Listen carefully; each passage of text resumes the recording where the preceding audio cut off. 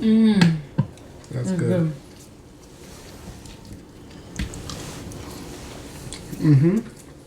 Really good. Come on, come on. Welcome to turning my wife into a Michelin star chef. Today we're making shrimp cakes. We got our shrimp here, washed, peeled, deveined, but they ain't come that way. Just watch. This one first.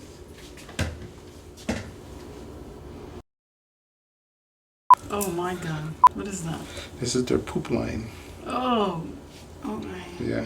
Oh my god, I can't. You can. This is disgusting. Okay. Disgusting.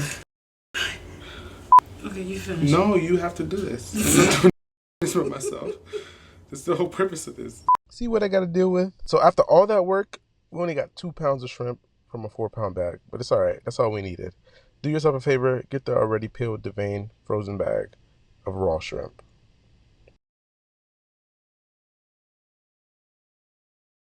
So we got our shredded mozz, we got our eggs, we got our green onion or scallion, we got our salt, we got our lemons, we got our flour, onion powder, garlic powder. We're gonna mix that up to thicken this baby up.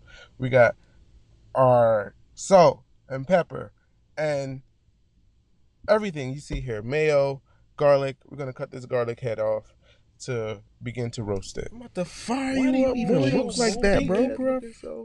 So basically what you want to do is cut a little bit off the top, not too much, but maybe a little bit more than this though, like a little bit more than this. Is you see the struggle. Let me step in. So basically what you want to do is cut okay. So you want to just cut maybe about 1/4 of an inch off the top, just a sliver, just to open up the garlic so it could get nice and roasted. Take some foil paper. We're going to add some olive oil. But you got to be careful. Put your thumb over it so not a lot spills out. So just a little bit. Okay, that's enough. So now what we're going to do is take some salt, get that 3 pinch, right? That's a nice size pinch. Oh, okay. All right, that's good. All right. Just over the back. So we're gonna throw this in the air fryer for about 10-15 minutes or so. Okay. On 400 degrees.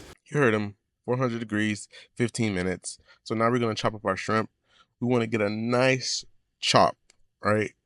The finer the better, but we couldn't get it.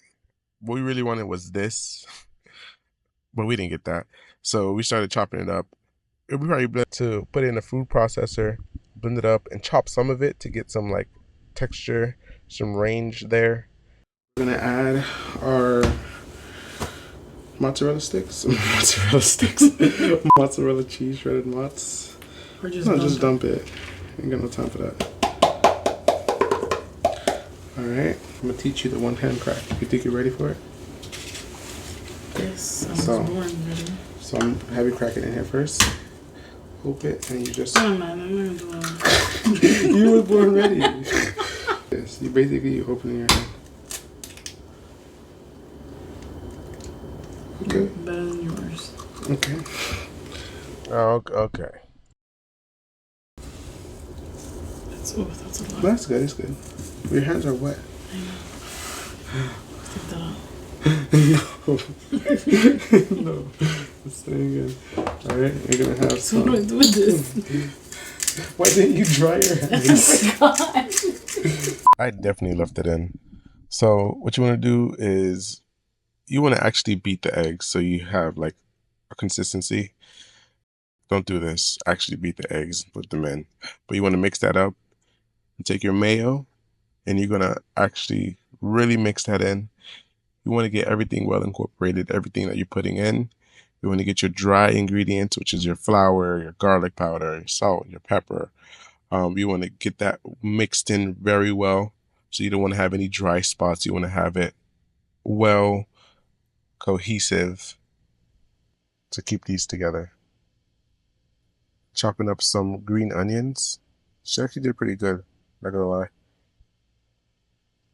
So what you're going to do is take half of it and put it in to the mixture that we have. Mix that up. We're going to use the other half for garnish. So now we're going to make our aioli. We have our mayo. We have our roasted garlic. Look at it. Maybe not. What you're going to do is you're going to make a paste out of the garlic, right? And then we're going to mix that in. Really mix it. It's important to really mix. You can't over mix when you're making aioli. We're going to zest the lemon. Look at the mini grater that we got there. So I'm teaching her how to bang out the grater to get all the zest out because she zested it, but you gotta really bang it in there. Not like that. You gotta like actually like bang it, like boom. You know what I'm saying? And then you got the lemon, do the finger trick, mix that in. But you see here, that's why it's important to taste your stuff as you go, because you kept adding salt and pepper to try to get it right. But it probably just needed some MSG. So we got our pan oiled up. We got about a lemon size worth of this batter into our pan. Gonna flip it. 2 minutes on each side, maybe 3. And there you have it. Take it off the heat. Now it's time to plate these babies up. I'm going with a classic spoon push. Might be outdated. I don't know. Cake's right on the spoon push. Add a little bit more because it doesn't look good. Time to make up for it. Add some scallions, some lemon zest. Let's see what wifey's got. 2 cakes on the plate. Got a dollop, another dollop of aioli. And boom, actually hers looks pretty good.